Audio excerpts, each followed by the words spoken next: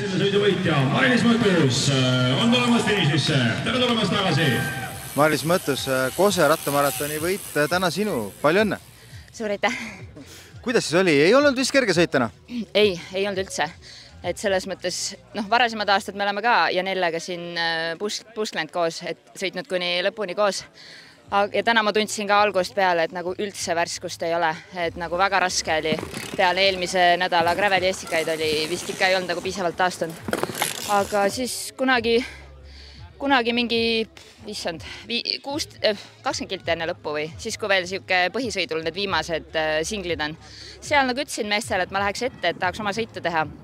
Peale seda lihtsalt nagu vahe kasvas ja ma vaatasin, et kas kõik või mitte midagi ja lihtsalt sõitsin nagu oma sellist ühtlast tempot. Et ma kartsin küll, et siin kruusalõikudega mehed suudab tempot hoida ja tulevad nagu vaikselt koos Janellega järgi, aga ma kuulsin Janellet ka, et ega väga nagu tööd ei suudetud teha. Et siis ma niimoodi oma tempot sõitsin ja kogu aeg jälgisin taga ka, et ega ometigi kedagi lähemale ei tule, sest lihtsalt mingit ülevaadet ei olnud tol hetkel.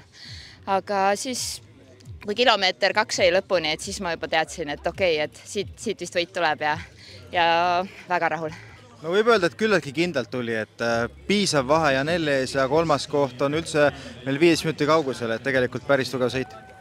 Jah, ma räägin, endalegi oli üllatus see, aga ju siis siin viimaste aastate raskused on nagu vaimselt kaasa aidanud ja isegi kui on siuke kehv enesetunne, et siis tuleb, enne ju ei ole sõit läbi, kui on finiši on ületatud.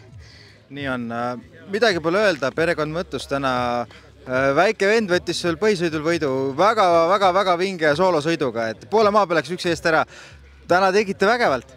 Mina seda ei teadnud, et ta sõidu võitis. Ma teadsin, et ta oli üksi eest läinud kusagil, aga et ta sõidu võitis väga kõva, et ma olen väga uhke talle. Nii et järgmine aasta keegi XXL-ile ka perekond Mõttusest ja saate kolmiku võidu võib-olla. Päris uhke oleks. Eks paistab, jah. Igal juhul palju õnne sulle ja naudi. Aitäh.